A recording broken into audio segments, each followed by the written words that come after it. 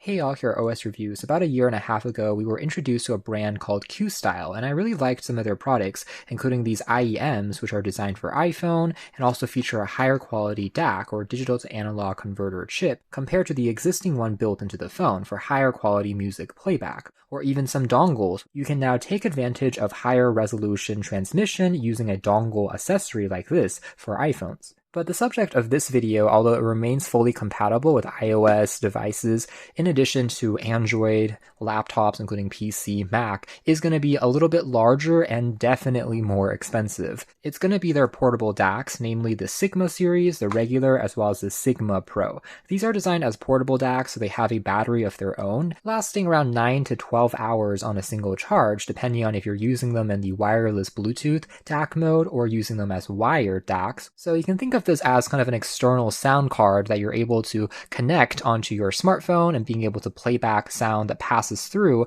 a higher quality digital to analog converter chip that also supplies you with a standard analog headphone jack. Both of these models also support the LDAC audio codec in addition to aptX lossless formats that are perhaps not available on iPhones by default. But you might be wondering, what is the difference with this larger DAC versus a smaller one built into their headphones or dongles? Well, it just comes down to the components that they're using on here being a little bit higher end. Namely, for the standard Sigma, it is the AKM AK4493 playback up to DSD 512, and what this means is it has a sampling rate that is 512 times greater than standard CD audio. And so this is kind of a ridiculous number actually, because if you guys remember, we also checked out some HiFi music players recently. Some of the more budget ones have DSD 64 times the standard CD sampling rate, versus DSD 128 or 256 is kind of the max that we've seen. And this further takes the cake to now DSD 512. So it is really approaching nearly flagship grade territory, including desktop size, professional audio recording equipment, and of course you can pair this with existing hi-fi music players as well if you choose to go that route, since chances are the components and DAC inside here are even higher end than those already pretty impressive ones found in those dedicated music players, which are a step up compared to normal phones. But perhaps it makes the most sense if you're just pairing it with your phone or your laptop. Furthermore, it touts extremely low distortion. I mean 0.0002%, even if you're driving higher impedance, larger studio-sized headphones. Plenty of power that it's packing in terms of amplifying the sound and volume output. But this distortion level is almost hilarious because, again, some of those higher end music players that we've seen, I was already impressed with something like 0.005% distortion, but this has an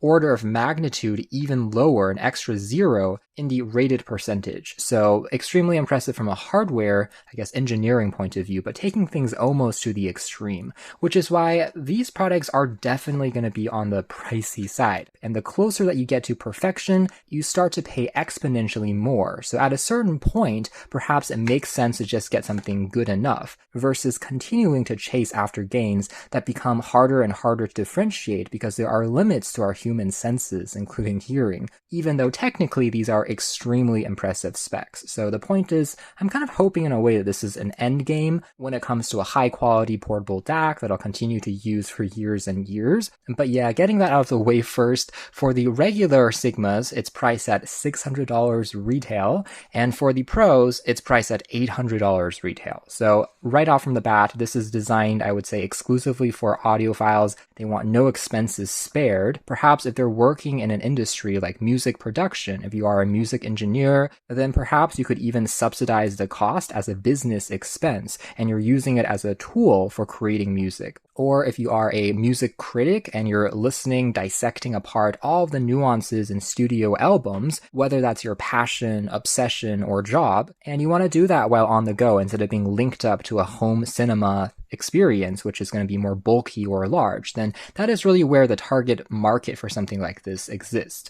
Because honestly, if you are just a casual consumer, I would argue that you'll find better value in some of their good enough offerings, like the aforementioned dongles or their headphones headphones that we saw that are just a fraction of the cost. Those components are scaled back, but there's also a huge difference there in price. Now, you might be wondering, what exactly does the Pro offer that the Sigma standard doesn't have? Because looking at the specs here, they're actually pretty closely matched in terms of supporting similar audio codecs, including LDAC, aptX adaptive, the same 32-bit audio as well, the same Bluetooth 5.4 standard if you're using it in the wireless mode, the same 4,300 milliamp hour capacity battery, as well as rated battery life as well. The same DSD rating, as well as the same ultra-low distortion values are actually retained. So really it comes down to the minor nuances, and I would say there are 3 differences. One of them that I can see here is that the Pro adds in a 6.35 millimeter output in addition to the 3.5 millimeter standard and the 4.4 millimeter slightly larger one that you have on the regular Sigma. So this one has an extra port if you have even larger headphones that requires more power to drive. As we can see here, 6.6 volts compared to 5 volts on the standard. In addition to this actually using a slightly different DAC chip. Instead of the AKM chip, it's using an ESS chip. It's the ES9069. Still is a 3-tier architecture though, with very similar specifications, albeit from a different brand. I guess we're going super technical. This one can squeeze out maybe around 5 to 10%, even more impressive dynamic range, but you need golden hearing at that point to really separate, in my opinion. So in recap, a different chip, an extra headphone port, in addition to the third one being an external display. It's a small OLED screen present on the Pro to give you a little bit more readings that you can glance down and see for things like volume, as well as the mode that you're in, versus on the regular Sigma relies on just LED status lights. There is no built-in screen. So those are the 3 things that you're paying for basically on the Pro model. However, keep in mind that the Pro is also a bulkier device. So it's actually pop open the box here and see what they look like. So on the Pro, it's basically extending out a separate section for the display as well as the dials on the front. So there's a little bit of a trade-off here. I think in a perfect world, if they really wanted to emphasize portability, they could have maybe squeezed in some of the components, like maybe having the screen even be a part of the glass here on top, instead of adding another bezel section, but it is what it is. Definitely reminds me more of a desktop style DAC though. Here it is next to kind of a standard size phone that has a 6.4-inch screen, and you can see that it's actually roughly the same length and width, although it's going to be a little bit thicker as well. And they say that it's actually around the same dimensions as an iPhone Pro Max. So is it still considered compact? Yes, but at the same time, it kind of feels like a small brick and definitely not something that you'll be able to fit into a pocket anymore. Of course, you can slide it into a briefcase or into a backpack with no issues though. Compared to the standard Sigma, it's definitely more pocketable. This one instead is actually about the size of kind of a power bank or a MagSafe power bank, around 5,000 milliamp hours that you may have seen floating around, added the controls on the side instead. So in fact, we have a aforementioned MagSafe power bank, also using a transparent kind of glass visor design here, and overall sharing a pretty similar aesthetic. What I will say though is the transparent look can be a little polarizing. I remember a few years ago, I reviewed a transparent cell phone. Some people loved it and thought it was quite cool, including myself, but there are other people out there that would prefer it to be completely hidden from view. But in the recent years, I will say there has been kind of a resurgence in having more and more transparent tech become readily available. So I feel like this design is a little bit more easily accepted nowadays. And if you don't like it, you could always cover it up, I'm sure, with something like a dbrand skin or wrap. Now, by the way, they claim to have also added a kind of anti-interference shielding RF layer into the glass, promising to further reduce any interference as you are listening to audio. So on the back here, we have another kind of glossy glass finish here, and the sides, of course, are crafted out of aluminum and metal. But some final packaging contents that you can expect, starting with the Pro, includes a pretty typical Type-C to Type-C braided cable for linking it in the wire DAC mode, as well as over here we have just a pretty heavily documented user guide. And then on the standard edition, we have a magnetic door that opens up for similar braided cable. In fact, it looks like we have a couple more accessories here. Adapter that converts the Type-C into a full-size USB Type-A if you want to instead connect it to a standard computer, in addition to also a shorter Type-C to Type-C cable if you want to just link it up to your phone. And then the user guide is instead on the other end here, presented in a pretty similar way. Now, since these are flagship, very expensive audio accessories, if we're being nitpicky, I would have liked to see maybe a carrying case or pouch included as part of the packaging, but it is what it is. Here's also the regular versus Pro side by side. So the visor design here for the transparent circuitry is very similar, but again, just having this display on the side here showing a little bit more status at a glance. The Pro is also going to be thicker as well, although the battery capacity is the same, interestingly enough, crafted out of glass as well as metal, feeling relatively robust and durable. Before we dive a little bit deeper into the performance and a final hardware tour, here's a couple of final top-line specs at a glance. So it looks like there is a silver edition that might be coming soon, although our version is going to be in black. You can pick and choose there. The actual PCB board itself is relatively slim. It's just you have that battery underneath. And also there's going to be a more detailed diagram in terms of the components that they're using for amplification before outputting it into the 3.5mm standard, 4.4 balanced, or the 6.5mm present on the Pro Edition device. So they have an architecture chart as well if you're into this kind of more electrical engineering view. Almost feels like it's designed for music professionals and true enthusiasts. Instead of being a normal consumer class products, at least it's giving me that vibe with some of the design choices and obviously the pricing here as well. Again, being able to drive your studio monitors, larger headphones, it requires more power thanks to this built-in DAC and amp combination. In other words, they're trying to make these some of the best sounding possible portable DACs available on the market, which is why there is definitely a premium price associated with them. Clearly, not every single person out there is going to buy the Pro Maxes of the world. In fact, arguably, that's not where the best value per se exists. We've already talked about that. In fact, they have some more consumer class products that we've seen previously that you can find in the $100 price range, which I think is more fitting. But this is really going towards that extreme. And I guess in a selfish way, I'm glad to see that there are at least a spectrum of different offerings tailored for different needs, at least available as an option rather than not existing at all. So anyways, coming back to the design, starting with the regular first, we can just tap and hold for a couple of seconds on the power key to turn it on, and you'll see the status LED light here also activate. It's kind of a red light, similar to some power banks. Right now you can see it's in the USB mode, but we can also adjust using the button on the side here to jump into the Bluetooth mode instead. You'll see that start to blink. Alternatively, go back into the USB profile. Furthermore, tapping on the power key there once also allows you to quickly gauge the power percentage remaining, activating the second row of lights. Basically designed for whether or not you're listening to just smaller buds or IEMs that have a smaller driver, don't require as much power to operate compared to a larger pair of studio headphones. So all the controls here are crafted out of metal, definitely feels quite premium and reassuring to the touch. Now located on the edge here, you'll find two USB Type-C ports, allowing you to charge while using it at the same time. You'll also find the aforementioned 4.4 and 3.5mm headphone ports, and that is more or less it. So pretty simple presentation. Now over here on the Pro, we have access to the aforementioned small OLED monochrome display telling you the battery percentage here instead. That being said, when you plug in headphones, there are still a couple of LED accent lights underneath the visor design, even on the Pro version. There is a dial though that you can use to rotate for volume instead, which is definitely quite satisfying. 6.35mm audio jack instead, along with the 4.4 and the 3.5mm next to it. And of course, the larger audio port will require more power to drive, but otherwise similar controls for going between options like the analog input versus USB mode versus Bluetooth connection mode, as well as the gain settings if you're using high versus low for larger headphones versus smaller headphones, so on and so forth. And all of these controls are all, again, crafted out of metal, feeling pretty tactile. But here's the thing, it doesn't just end there. On the Pro, if I turn it around, you have an additional row of I/O, allowing you to charge while using it at the same time, as well as this one also having a optical input as well. So you could even link this up to larger home stereo speakers,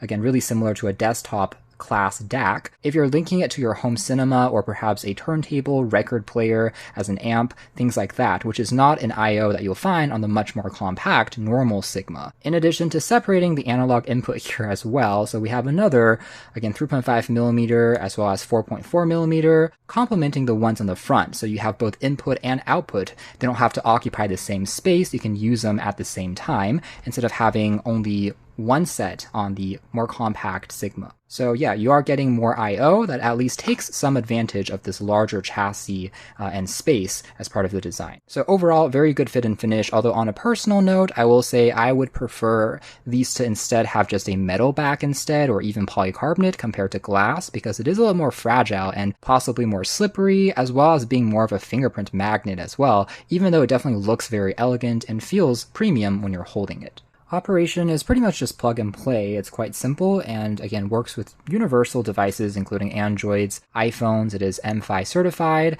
as well as computers, whether it's Linux, Chromebook, Mac OS, Windows, so on and so forth, if you just want to improve on the audio experience. Once plugged in, there's another little light that starts to flash orange on the side, indicating that it's recognized and audio is now coming out from over here. We just need to plug in headphones. That being said, one note here is Questyle's companion app, or their mobile app, which is available on Android and iOS, doesn't seem to be compatible yet with the Sigma and Sigma Pro. At least right now I'm tapping. Maybe it's too early, but as of November 2025, this is the status. Perhaps they can add it in a future software update, but right now it seems to be mostly only compatible with their dongle that we mentioned earlier. So you don't necessarily need to use the app because there's plenty of other controls on here already, but I think it would never hurt on a flagship device to add in some more of that software support. For example, more easily switching on a touchscreen display the specific audio codec, as well as maybe if you want to change the equalizer settings built into their app, give you a couple more presets that might be fun to play with. But right now everything is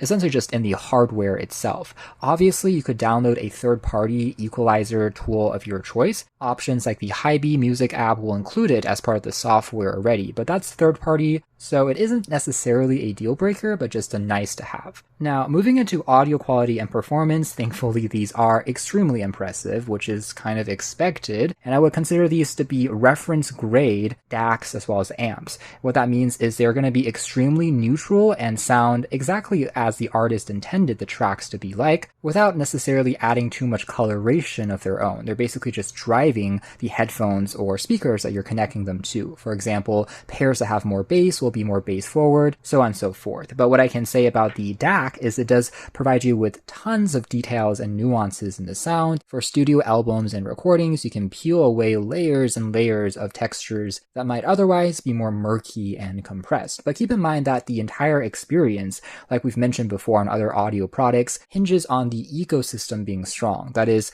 in addition to the actual player and the chips, you have to have a good enough pair of headphones, as well as good enough audio recordings, for example in FLAC lossless resolution tracks, to really take full advantage of it. Otherwise, the experience is only as good as your weakest link. If you're listening to heavily compressed MP3s, you're not going to get the full advantage. If you're plugging in just $1 or $2 pair of headphones, then also having a really fancy DAC isn't going to magically change everything either. So just keep that in mind. But generally speaking, extremely impressive audio fidelity, detail, dynamic range, pretty much zero distortion or as low as it ever gets. Even if you are a sensitive listener, there is zero static, noise, or distortion at all when it comes to connecting the headphones. It's dead silent aside from just the music itself. And again, having tons of power as well to drive larger style headphones really without any problems. That being said, if you are using the 4.4 or the 6.35mm jacks, the device will get a little bit warmer as you're holding it. I wouldn't say it's getting extremely hot to the point of being uncomfortable, but it still produces a little bit of extra heat compared to the more efficient 3.5mm standard remaining more cool during operation. Also, yes, aside from being able to drive those larger headphones and speakers, you can crank up the volume even more using it as an amp. So if you find the volume to be a little too quiet on certain movies or soundtracks, you can easily crank it up to a more extreme level using the power of this particular DAC. I come away frustratingly impressed with the audio quality, frustratingly because, again, it is extremely expensive. It's definitely wincing a little bit at this price point, but it is kind of a classic case of you get what you pay for. But like I said before, the closer that you get to perfection, you start to pay exponentially more, and whether that's really worth it or not, I think will definitely depend on your priorities. As an audiophile, listening to albums brings you joy, it's your obsession, it's your passion, then from a performance point of view at least, this does provide you with extremely impressive audio. Now, again, if you're coming from something like a Sony Walkman or a dedicated hi-fi music player, the margin or gap might be a little bit closer. Yes, this still technically has a higher end chip, which if you are comparing side by side, kind of like pixel peeping, if you are a camera enthusiast, maybe you can discern some micro differences, but it's a lot more subtle there and perhaps not quite as significant. So the biggest jump is definitely from a normal phone or normal laptop adding in a higher quality chip with a device like this. But it also brings me to the point of value in which perhaps another contender or alternative would be getting a slightly less impressive sounding MP3 player or DAC, but also being a little bit more feature rich. Some of these devices also have USB and Bluetooth DAC mode support as well. You can link it to your phone, link it to your computer, and get kind of a similar experience. Also being able to use it for dedicated music listening, which these are lacking. There is no SD card, for example, or the ability to play back music using it as is. It still has to be an accessory linked to an existing device. However, again, you are getting even higher quality components compared to what's found on existing music players that have to also make room for other components fit into the chassis versus this being 100% focused exclusively on just that audio architecture board. So again, this is really sparing no expenses if you want the absolute best audio quality, but you have to be able to justify some of the compromises there in form to get to something like this. As for the, again, performance compared to the normal Sigma against the Pro, like I said before, it's honestly quite difficult to tell. Handing this to someone off the streets, it's going to be pretty tough to actually delineate. The more significant difference here is really just having a bit more I/O, like that larger 6.3mm connector if you're looking for that in certain audio setups, trying to link it up to larger speakers or home cinema solutions with the optical jack, which you are again missing on the smaller Sigma.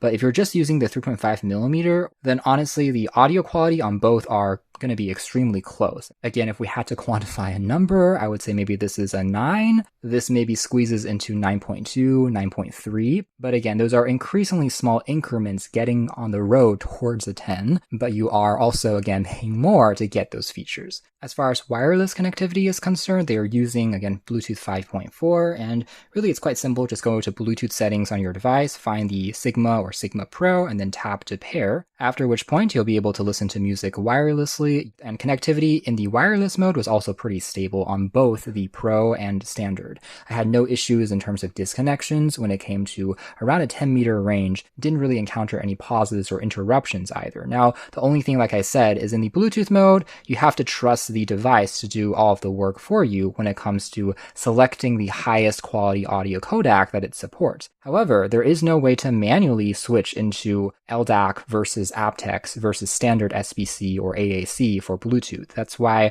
again, maybe having some of those features tucked into the companion app, possibly in the future, might make it even more versatile and granular. But yes, the audio quality itself is superb, and I will say that compared to the wired mode, technically wired still packs in even more detail, taking full advantage of the power inside of the amp, being able to drive those larger headphones versus Bluetooth headphones already come with their own amplifier of sorts since they are powered headphones. And of course, there is still going to be a little bit of compression going on, regardless of if you're using LDAC or aptX lossless, getting close to wired, but there is still some degradation going on with anything that is being transmitted over the air. Now, last but not least, since these are still mobile accessories and they are really heavily touting the made for iPhone, iPod, branding their MFi certified, ideally I would like to see a few more touches. For example, maybe adding in MagSafe so it can magnetically attach onto the back of your phone. Again, you could always add that yourself by sticking on some type of third-party magnetic sticker, but having that first-party option would be nice,